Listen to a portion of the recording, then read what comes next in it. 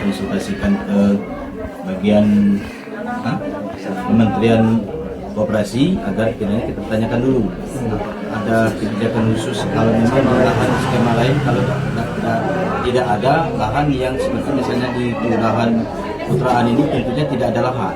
Ini kita laporkan dulu ke kementerian bagaimana nanti skema, kita tunggu dari kementerian dulu apa pendapat dari kementerian.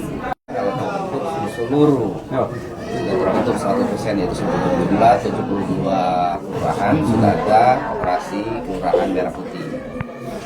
Nah, bentuknya, tapi yang sudah dalam tahap karena kita ini sudah ada invest pada awal dengan percepatan pembangunan pergudangan dan gerai.